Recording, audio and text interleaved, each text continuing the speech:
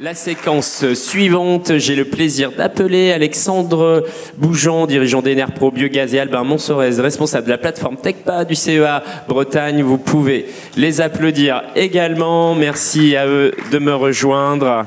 Alors, c'est le sujet de nouvelles opportunités pour la méthanisation.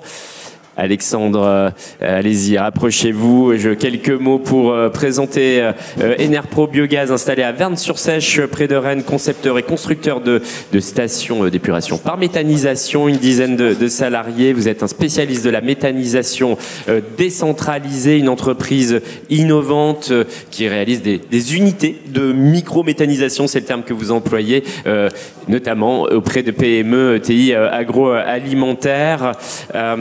Albin, vous êtes responsable de la plateforme TechPa du CEA Bretagne. TechPa est bien pour exprimer que cette plateforme technologique est dédiée à la qualité des productions alimentaires. Vous concentrez vos recherches sur le développement de capteurs, de protocoles de mesure pour répondre aux besoins des industriels de l'agroalimentaire notamment. Une plateforme complémentaire au laboratoire du CEA comme celui de Grenoble. Évidemment, vous travaillez ensemble. Vous avez l'habitude de dire que vous travaillez sur, allez, pour ceux qui sont habitués aux termes techniques de l'innovation, sur les TRL que l'on considère comme les plus critiques, c'est-à-dire la confrontation d'une innovation à la réalité du terrain. Et vous avez notamment, pour, comment dirais-je, contribué à ce processus inauguré l'an dernier de 100 mètres carrés de Alpilote, laboratoire flambant neuf, qui évidemment sont au cœur de votre activité. Alors tout d'abord, Cogepro, la genèse, prenons le point de départ. À vous la parole. Alexandre. Bonjour à toutes, bonjour à tous. Alors oui, merci Pierre pour l'introduction. Enerpro, qui est une société spécialisée dans la microméthanisation depuis 10 ans maintenant. Ouais, nous avons donc fait le constat depuis quelques années que notre marché de la microméthanisation, il était freiné par des solutions de valorisation du biogaz à petite échelle, puisqu'en réalité, nos systèmes produisent des quantités de gaz avec des débits relativement faibles, et aussi on est confronté à des variations de charge en qualité de méthane. Et donc nous recherchons depuis quasiment le début de notre aventure à valoriser le gaz dans les meilleures conditions. Voilà. Et donc aujourd'hui, les solutions qui sont usuellement pratiquées, c'est la combustion dans une simple chaudière, en fait, qui donne des rendements qui sont excellents. Parallèlement, classiquement, aujourd'hui, on voit énormément se développer le biogaz sous forme d'épuration en biométhane injecté dans le réseau. Mais cette solution-là n'est pas accessible, en fait, ni financièrement ni techniquement pour des unités de microméthanisation.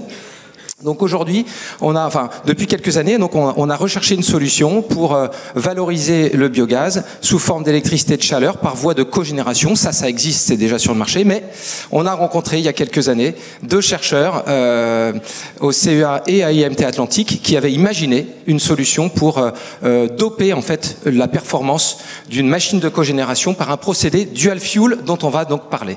Et c'est de cette idée en fait qu'est né le projet Cogepro. Donc c'est un projet qui a vu le jour, en fait, donc je le disais, à l'IMT Atlantique, avec la collaboration du CEA et donc Enerpro qui est arrivé peu de temps après. Et donc il s'agit de développer donc une machine de cogénération spécifique, dont vous voyez une petite illustration ici. Donc voilà, mais je vais pas trop m'étendre sur ça parce qu'on aura l'occasion d'en reparler dans un instant. Le site de démonstrateur que nous avons peut-être, oui. Nous avons identifié un site pilote pour notre démonstrateur, puisque vous venez de voir ici l'image de l'objet en fait qui va faire l'objet de la mise au point et de la vérification du concept. On va mettre en œuvre cette machine sur un site existant sur lequel Enerpro a construit une unité de microméthanisation justement qui aujourd'hui valorise le gaz en chaleur. Et donc on a un objet de démonstration qui est parfait puisqu'il est à proximité de chez nous. Il appartient à un groupe breton bien connu, le groupe Coref, et donc sur une de leurs filiales qui s'appelle la brasserie Nao, une steppe que nous avons construite il y a quelques années maintenant et qui traite entre 5 et 10 000 mètres cubes d'eau usée par an, donc selon les années, là c'est en progression. Et j'y reviendrai un petit peu tout à l'heure, mais l'idée c'est effectivement de cette méthanisation, de réaliser un système très énergétique, très autonome de point de vue énergétique, réduction des gaz à effet de serre et aussi un pilote de reroute. On aura peut-être l'occasion d'en reparler. Voilà le site que nous avons ciblé et maintenant on va pouvoir vous dérouler, vous présenter un petit peu plus en détail le démonstrateur et le principe effectivement de Cogepro. Albin, à vous la parole. Oui, merci. Bonjour à tous. Donc l'objectif du projet, l'objectif technique du projet, qui est d'ailleurs accompagné par la région Bretagne, je tiens à remercier nos financeurs, c'est d'optimiser la valorisation de ce biogaz dans le cadre de petites installations. Et donc c'est de lever les verrous qui sont dus essentiellement aux variations, à la fois en quantité, en qualité, en fonction des effluents qui arrivent dans la station. Variation qualité du biogaz en fait, hein, ouais, c'est ça? Du biogaz, ouais. Et donc, pour ça, comme le disait Alexandre, il y a une équipe qui s'est formée, à la fois avec le CEA et l'IMT Atlantique. Donc, l'IMT Atlantique s'occupe de l'optimisation de ce groupe électrogène pour qu'il puisse s'adapter aux différentes variations qui sont rencontrées sur le site. Et puis, le CEA qui, dans le cadre de ce projet, s'occupe de récupérer la chaleur fatale du groupe électrogène et donc à la fois sur les gaz d'échappement et sur le bloc moteur, et également optimise la façon d'utiliser cette chaleur fatale, et notamment pour chauffer le méthaniseur, donc qui a besoin d'être à 38 degrés pour optimiser son fonctionnement. Alors justement, le fonctionnement. Alors, ce qu'ont réussi à faire les équipes de l'IMT Atlantique, c'est mettre au point la stratégie de régulation du biogaz qui a permis la réduction de la consommation de diesel de 90%. D'accord. Et sans baisse significative du rendement. Et dans des conditions de fonctionnement qui sont encore là très contraignantes. C'est-à-dire il y a des plages de composition de biogaz qui varient entre 35 et 70%, c'est la variation dont on parlait tout à l'heure. Et également, ils arrivent à avoir un fonctionnement entre 0 et 100% de la puissance nominale. Et surtout, on arrive à encaisser, donc ce groupe électrogène modifié arrive à encaisser les variations brusques de puissance parce que autant il y a des variations dans la qualité et la quantité de biogaz, mais il y a aussi des variations, des grandes variabilités dans les appels d'énergie qui sont nécessaires au fonctionnement de la station. Et dans les perspectives visées par l'IMT sur ce projet, c'est l'utilisation de biodiesel pour une solution 100% renouvelable. Ah d'accord. Ouais. Alors quid de la valorisation de la chaleur fatale? Donc là c'est pareil, on doit aussi s'adapter aux grandes variations. Et oui. Aux grandes variations de chaleur qu'on peut récupérer. Donc à la fois en alimentation du biogaz, donc de fonctionnement du groupe électrogène, des intermittences de fonctionnement et des variations à la fois, surtout en besoin thermique, des variations en besoin thermique, à la fois à cause de la température extérieure, la température des effluents qui vont rentrer dans la station. Et donc la stratégie, ça a été un dimensionnement de toute l'installation de récupération de chaleur par simulation. Sur le pilote qu'on met en place, il est surinstrumenté, donc vraiment par rapport à une installation industrielle qu'on vise. C'est vraiment pour comprendre les différents flux d'énergie et également une large gamme de fonctionnement des actionneurs, des circulateurs à vitesse variable, pour vraiment pouvoir tester toutes les possibilités et venir optimiser l'utilisation de cette chaleur fatale à récupérer sur le groupe électrogène. Alors une des clés, c'est l'outil Percé. Qu'en est-il? Voilà, donc ça c'est une brique qu'on a en plus sur le projet. L'outil Percé, c'est un outil numérique qui a été développé par les équipes du CEA, avec le constat que avec la complexité des systèmes énergétiques qui augmente, l'approche expert et règle de l'art ne suffit plus. Et donc il y a besoin d'un outil numérique d'aide à la décision qui va permettre de considérer plusieurs sources d'énergie et une approche multicritère. Ça veut dire qu'on va optimiser l'énergie, on va optimiser, ça c'est les choix des critères qu'on peut faire, optimiser la production de gaz à effet de serre, optimiser le coût, tout simplement. Et donc c'est un outil d'aide à la décision, d'aide à la stratégie, donc qui commence par la collecte des données sur l'installation. Ensuite, il y a un outil numérique qui permet d'assembler des blocs pour simuler le système qu'on étudie à l'échelle qu'on veut. Donc ça peut aller de l'échelle d'un procédé comme le procédé Cogepro à l'échelle de la brasserie tout entière. Et ensuite, il y a une optimisation, une analyse du système qui va permettre de guider les utilisateurs dans leurs décisions.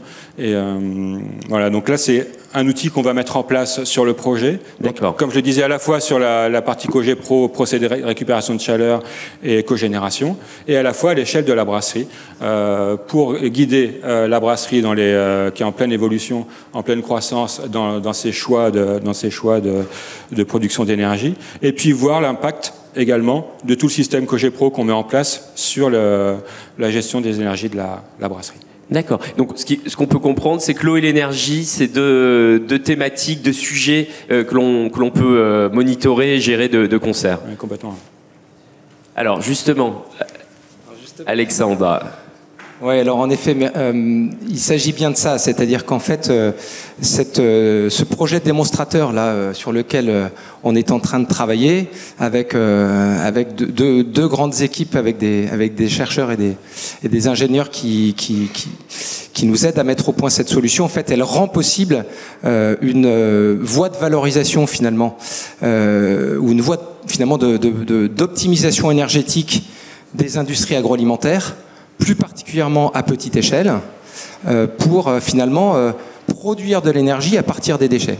Or, quand on observe effectivement parmi les grands enjeux des industries alimentaires, je pense que je vais surprendre personne avec ma slide, on a évidemment des grands enjeux sur la thématique de l'eau.